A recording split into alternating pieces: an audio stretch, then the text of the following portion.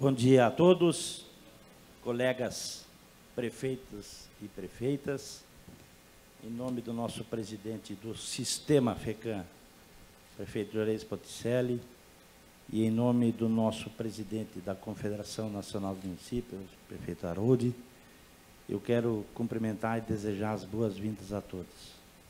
Me incumbiu o presidente de abrir esse primeiro debate, controle legal dos inquéritos civis e denúncias anônimas, e para isso o Sistema FECAM convidou o Dr. José Galvani Alberton, muito conhecido por todo o sistema.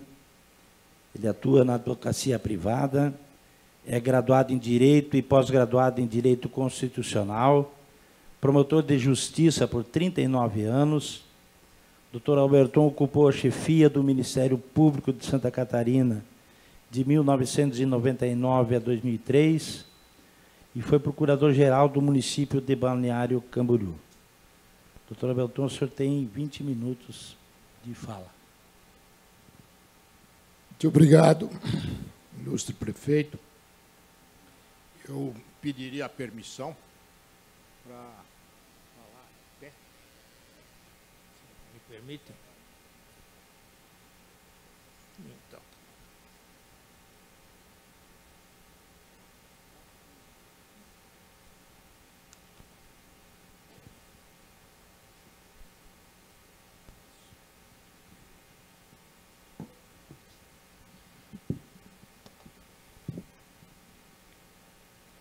Inicialmente, meu especial bom dia a todos os participantes deste evento. Eu começo por cumprimentar o presidente da FECAM e da Confederação Nacional, nosso prefeito Ponticelli, e, em nome dele, a toda a diretoria da FECAM, com destaque para o nosso abnegado Dr. Rui. Gostaria de, em nome do prefeito de Balneário Camboriú, meu amigo Fabrício José Satiro de Oliveira, cumprimentar a todos os prefeitos e prefeitas aqui presentes. E também vou me permitir fazer uma referência especial ao meu filho e advogado Emanuel Souza Alberton e ao meu irmão Carlos Eduardo Ferreira, advogados, em nome de quem eu quero saudar a todos os advogados aqui presentes. E, enfim, saudar a todos os participantes que abrilhantam de forma muito especial e significativa este valioso evento promovido pela Federação Catarinense dos Municípios. Eu trago aqui dois temas, já referidos pelo Renato Igor, como tormentosos, especialmente na vida dos gestores públicos de todo o país. Eu me refiro aos inquéritos civis e as nossas famigeradas denúncias anônimas. Eu vou deixar o juridiquês de lado, usar uma linguagem que está no nosso cotidiano. Mas vamos tentar definir algumas coisas que estão no mundo jurídico a fim de que a gente possa se entender. O que seria esse famigerado inquérito civil que tanto atormenta as pessoas? O inquérito civil nada mais é do que uma das formas utilizadas pelo Ministério Público para coletar provas e informações destinadas à propositura de uma ação civil pública. Ele é um instrumento parente bem próximo do mais conhecido inquérito policial. Então, assim como a polícia usa o inquérito policial para apurar os crimes das mais variadas naturezas, o Ministério Público se utiliza do inquérito civil para apurar possíveis infrações às normas que tutelam o direito coletivo e a moralidade administrativa.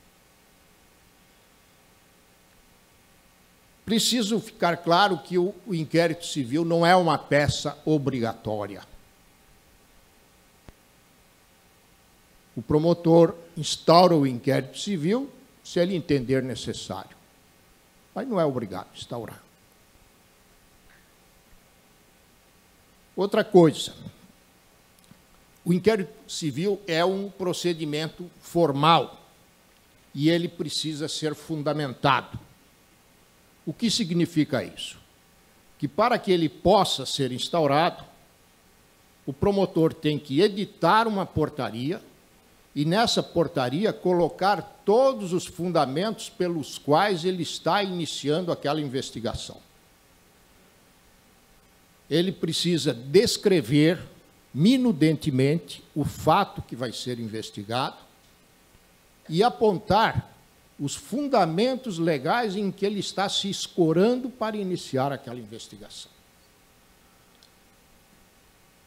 Deve também especificar, desde logo, quais são as diligências que serão adotadas no curso dessa investigação para apurar o fato.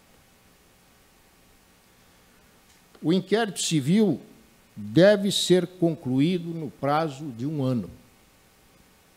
Há possibilidade de prorrogação, sim, mas isso em casos excepcionalíssimos e que precisam ser devidamente fundamentados e ainda sujeitos à revisão.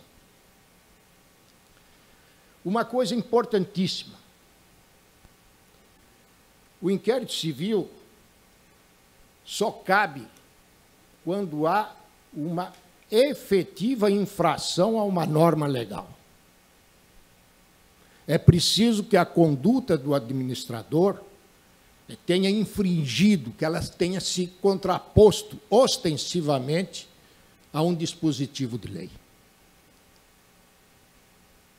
Não importa que o posicionamento do prefeito ou do gestor público contraria ou se contraponha à vontade do promotor. É preciso que ele se contraponha à lei, porque quem determina a conduta é a lei e não a vontade do promotor. Então, é muito importante atentar para isso. Quando vocês se depararem com o inquérito civil, verificar onde foi que eu errei. Qual foi o ato que eu pratiquei que infringiu a lei? Se não houver essa contraposição, essa afronta ao dispositivo de lei, o inquérito civil é inválido.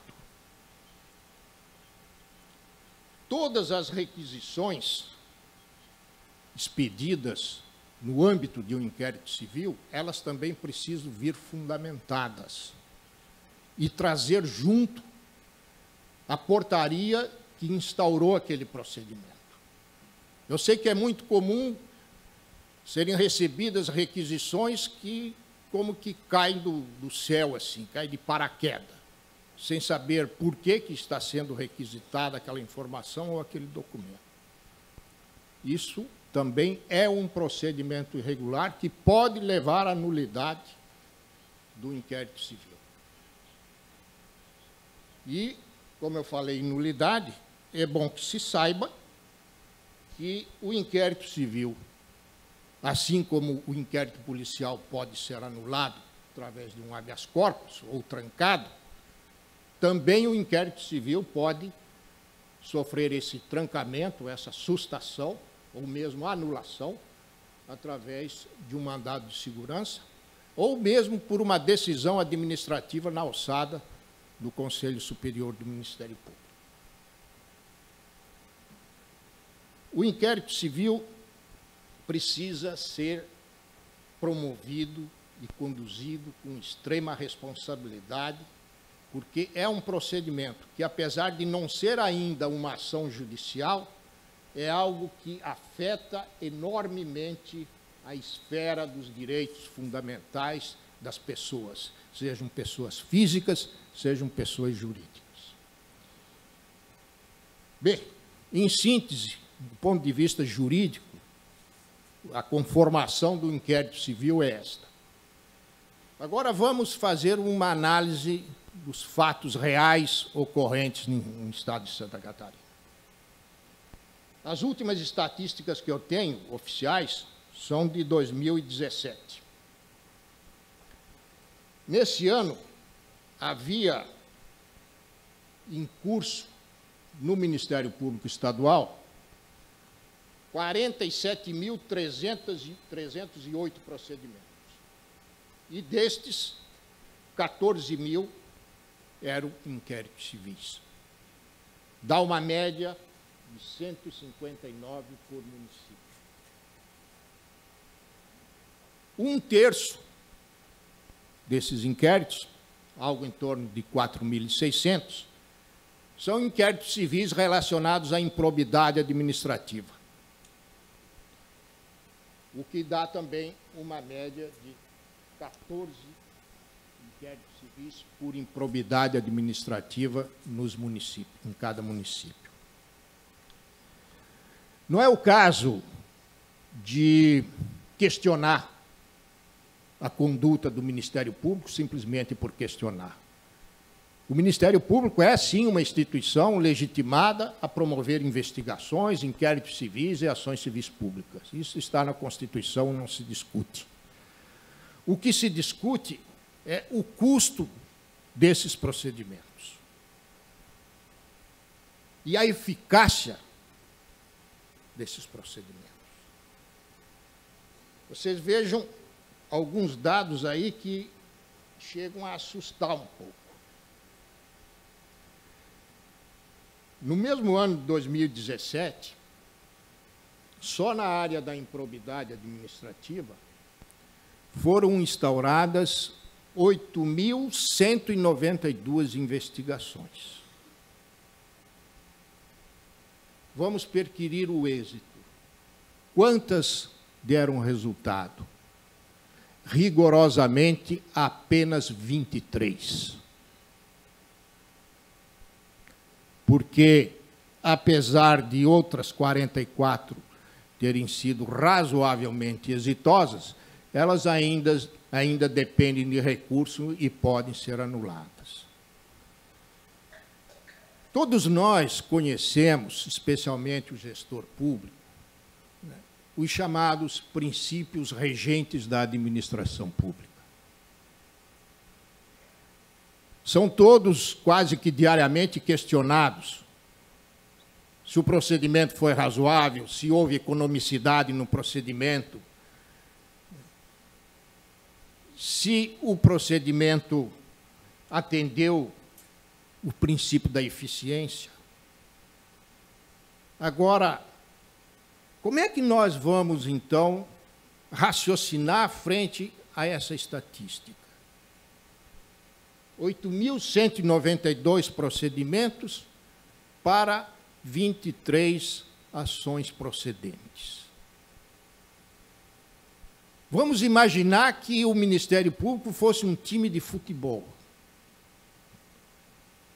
Seria necessário que ele jogasse 8.192 partidas para conseguir efetivamente só 23 vitórias.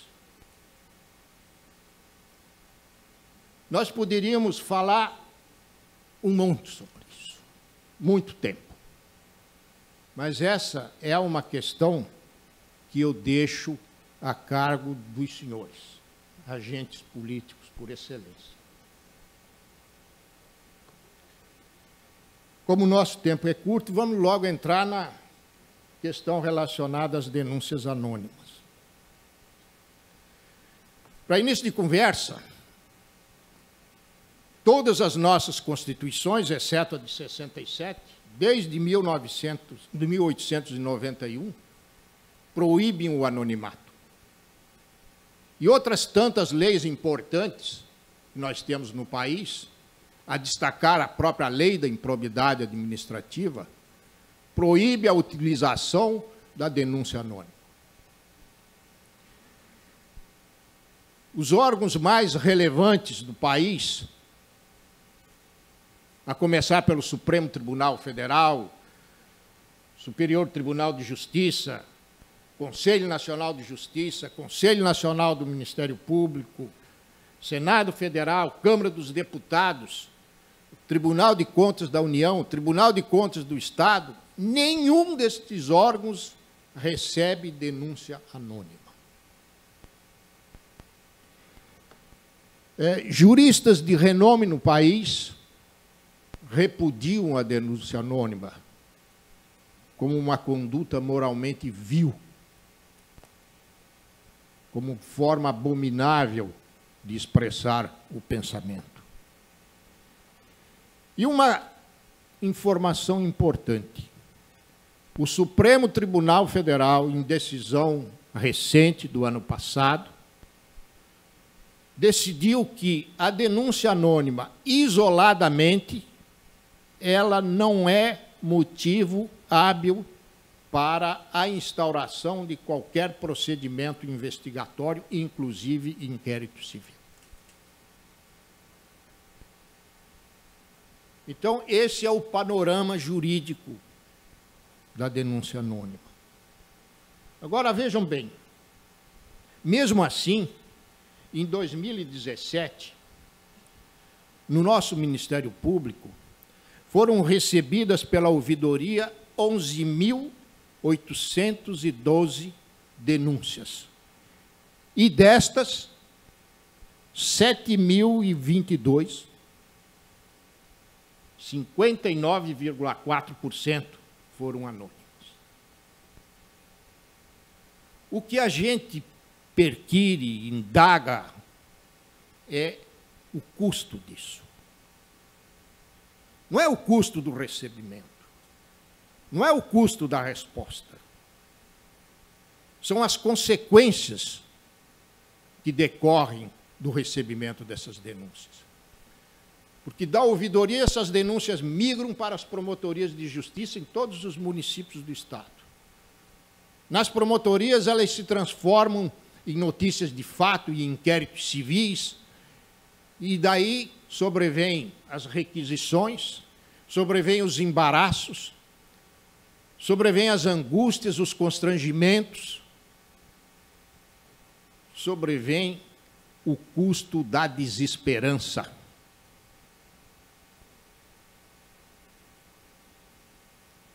Então, é fundamental que se reflita sobre isso.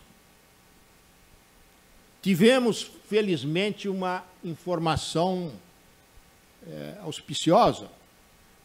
Num último evento aqui da FECAM, o nosso atual Procurador-Geral de Justiça anunciou que está determinado a rever, dentro do Ministério Público, a política relacionada ao recebimento das denúncias anônimas. É importante que os senhores saibam e que também possam exercer legitimamente, né, um direito de cobrança acerca disso. Porque, mais uma vez, eu retomo aqui um pedido para que reflitamos sobre o chamado princípio da eficiência e da razoabilidade. Não é possível que uma instituição pública se disponha a receber um número tão elevado de denúncias anônimas que sabidamente não conduzem a um resultado concreto e positivo. Isso é dinheiro atirado pelo ralo. Isso é um custo inaceitável que se impõe sobre a alma, porque o efeito mais danoso é o efeito moral. É um ônus que se impõe sobre a alma de cada administrador.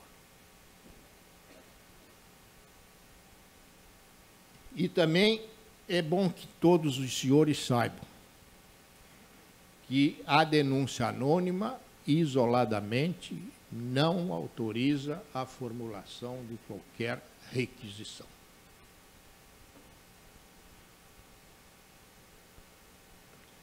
Bem, eu estou caminhando finalmente, viu, doutor Igor? E é o seguinte, eu trouxe dois problemas, né? O excesso de inquéritos civis e de denúncias anônimas. Agora, o que é que nós vamos fazer? Vamos deixar as coisas como estão? Eu não sei se o momento em que nós estamos vivendo recomenda que se deixe as coisas pendentes. Eu, particularmente, não gosto disso. E acredito que os senhores também não gostam. É claro que eu não tenho fórmulas mágicas para solucionar isso. Mas eu me atreveria a fazer algumas sugestões para que os senhores refletissem. Por exemplo, como é que nós podemos mitigar o ímpeto intervencionista do Ministério Público nas administrações? Tornando as administrações invulneráveis. Por que esperar que o promotor venha puxar a orelha do prefeito? Se o próprio prefeito pode puxar a própria orelha e a orelha dos seus secretários e colaboradores. Então, a primeira proposta que eu me atrevo a fazer é a implantação de uma espécie de higienização ética permanente da administração, conduzida pelo próprio gestor público, transformando cada colaborador numa espécie de soldado em defesa da dignidade ética da administração, da ética administrativa. Acredito que, com essa postura,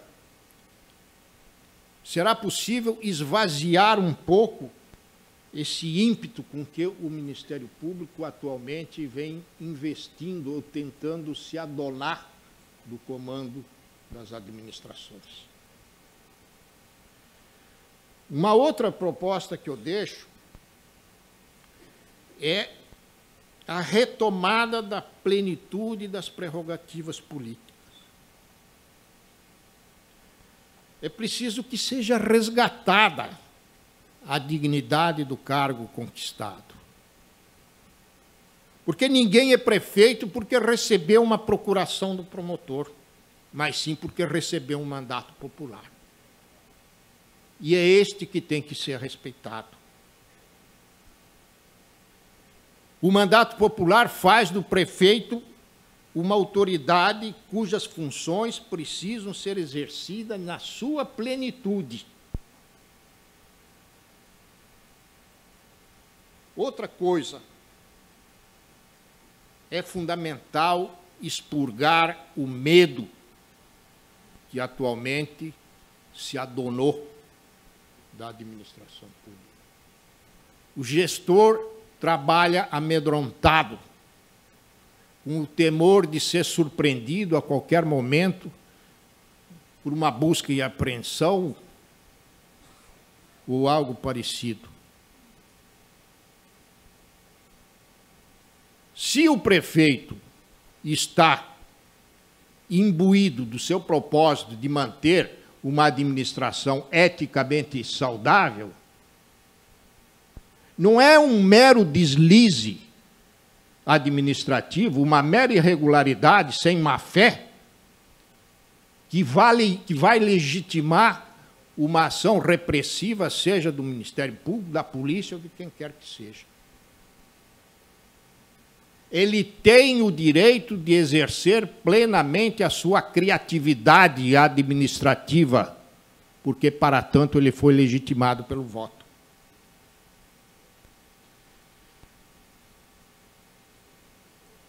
Uma última proposta que eu faço é no sentido de que seja exercido plenamente o direito ao diálogo, em todas as instâncias, em todos os níveis e em todas as dimensões.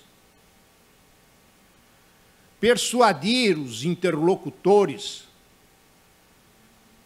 pela mobilização pacífica, organizada e forte, e especialmente persuadir pelo vigor moral da palavra, que tem que ser construído dentro de cada um. Colocar na cabeça que nenhuma autoridade pública, seja ela quem for, tem o direito de se negar ao diálogo. Não tem esse direito porque a Constituição impõe que todos busquemos a construção de uma sociedade livre, justa e solidária. A solidariedade impõe o diálogo. E quem é autoridade pública, obrigatoriamente, deve se propor ao diálogo. Devo, já finalizando, dizer que não há mais espaço dentro do nosso vasto território republicano para a construção de cidadelas corporativas, herméticas e estratificadas, construídas sob inspiração do egoísmo, da arrogância e da prepotência. Esse tempo passou. Eu conheço um pouco do Ministério Público. Convivi 40 anos no Ministério Público. Eu sei de onde ele veio. Eu sei por onde ele trilhou. E também sei quais foram os caminhos que o conduziram à posição em que ele se encontra hoje. Por isso, eu me sinto muito à vontade para dizer agora, como disse antes, enquanto estava dentro do Ministério Público, que o respeito a gente colhe pelo trabalho perseverante, na humildade solidária da planície,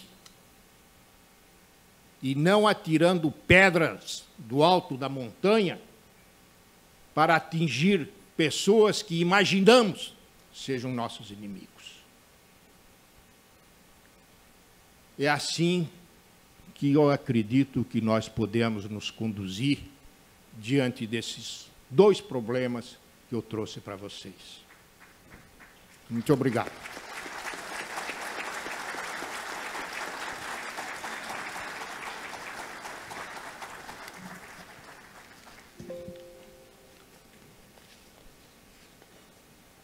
Obrigado, doutor Alberton. Eu consulto se tem alguém que queira fazer alguma pergunta específica sobre o assunto tratado com todo o esmero pelo nosso painelista. Eu só quero fazer um comentário, se me permite, doutor Alberton. A nós, gestores públicos, só nos é dado o direito de praticar qualquer ato administrativo que esteja em lei.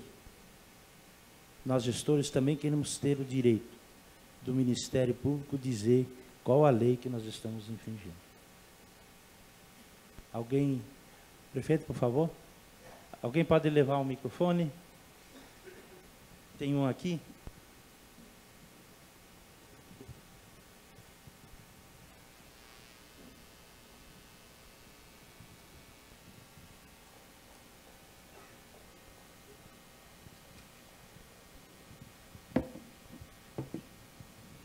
Bom dia. Eu sou assessora de gestão do município de Palma Sola, me chamo Carla. O senhor conviveu muitos anos dentro do Ministério Público. Acabou de nos dizer que denúncia anônima não caberia requisição sem um outro argumento além desse. Então, eu gostaria que se o senhor poderia nos esclarecer o porquê que hoje a gente recebe tanta requisição do Ministério Público de Santa Catarina, partindo apenas de denúncias anônimas.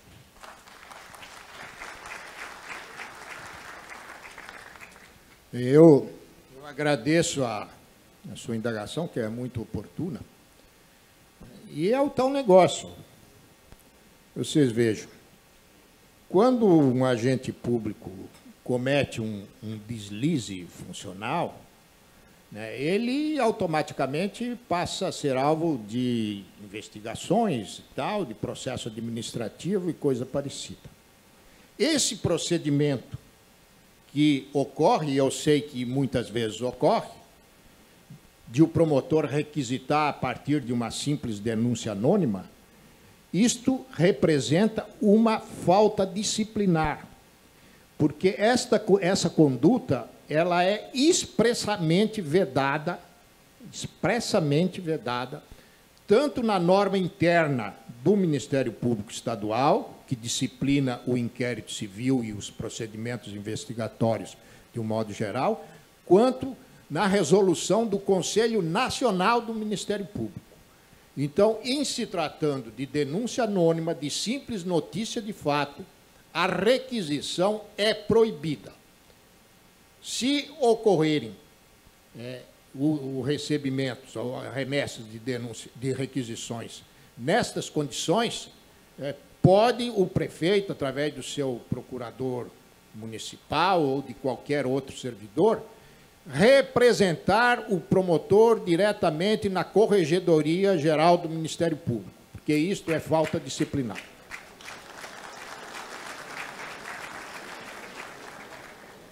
Muito bem, muito obrigado. Pelo tempo exíguo que nós temos, mais de 100 palestras que nós vamos ter aqui, se alguém tiver alguma pergunta, alguma sugestão, pode encaminhar para a organização do Congresso, que as respostas serão encaminhadas posteriormente.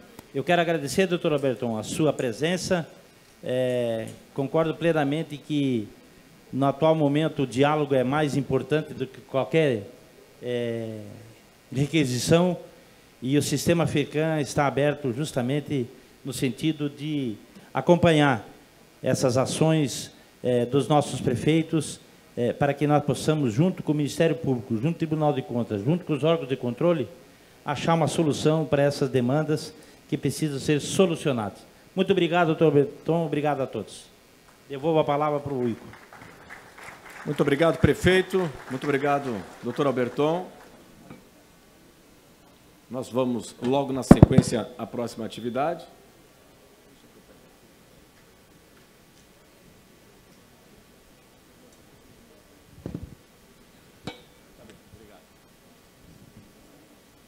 Ok. Muito obrigado.